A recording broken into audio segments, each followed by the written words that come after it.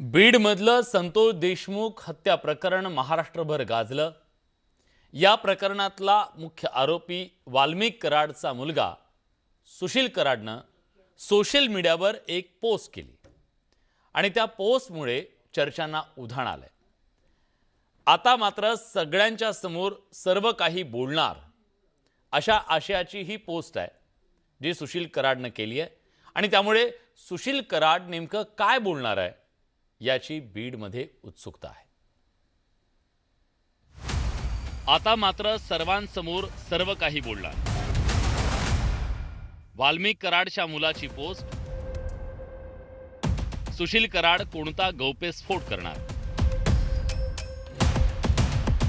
बीडच्या मस्साजोग गावचे सरपंच संतोष देशमुख यांच्या हत्येप्रकरणी अटकेत असलेल्या वाल्मिक कराडचा मुलगा सुशील कराडची पोस्ट व्हायरल झाली आहे।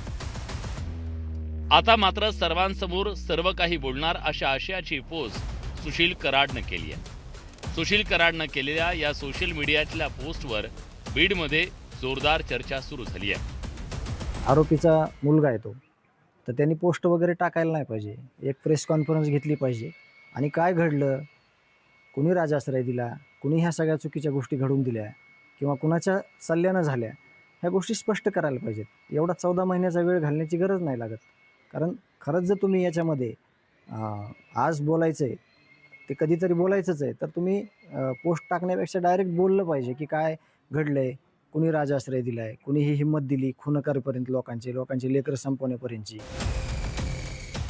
संतोष देशमुख हत्येप्रकरणी गेल्या 1.25 वर्षापासून अटकेत असलेल्या वाल्मिक कराडनं जामिनासाठी सुप्रीम कोर्टात धाव घेतली।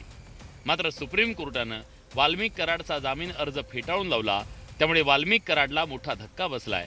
या पार्श्वभूमीवर त्याचा मुलगा सुशील कराडची पोस्ट चर्चेत आली आहे। सुशील कराड यांनी ही पोस्ट का केली, हा कुणाला इशारा तर नाही ना, असे देखील राजकीय वर्तुळामध्ये चर्चा आहे। त्यामुळे नेमकं सुशील कराड सर्वांसमोर काय आणणार आणि कुणाच्या बाबतीत बोलणार हे देखील पाहणं महत्त्वाचं असेल। संतोष देशमुख यांच्याप्रमाणेच काही वर्षांपूर्वी बीडमध्ये महादेव मुंडेंची निर्घृण हत्या करण्यात आली। महादेव मुंडे हत्ये प्रकरणात मागील 6 महिन्यापासून SIT कडून तपास सुरू आहे। त्यातून अजूनही हत्येचा उलगडा होऊ शकलेला नाही। या हत्येच्या तपासात पोलिसांचा जास्तीत जास्त भर हा न्याय वैद्यक पुराव्यावर आहे। SITने महादेव मुंडेंशी संबंधित आतापर्यंत 5 जणांची नार्को टेस्ट केली, तर एका व्यक्तीची ब्रेन मॅपिंग चाचणी केली आहे। चाचणीचा अहवाल SITच्या हाती लागल्याची माहिती आहे।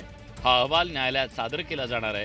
हा अहवाल उघडल्यानंतर नेमका यातून काय खुलासा होतो याची उत्सुकता आहे। महादेव मुंडेंच्या मारेकऱ्यांना शिक्षा व्हावी यासाठी ज्ञानेश्वरी मुंडे लढा देत आहेत। त्यांच्या लढ्याला कधी यश येतं याकडे सगळ्यांचं लक्ष आहे। सुरेश जाधवसह ब्युरो रिपोर्ट, न्यूज 18 मराठी।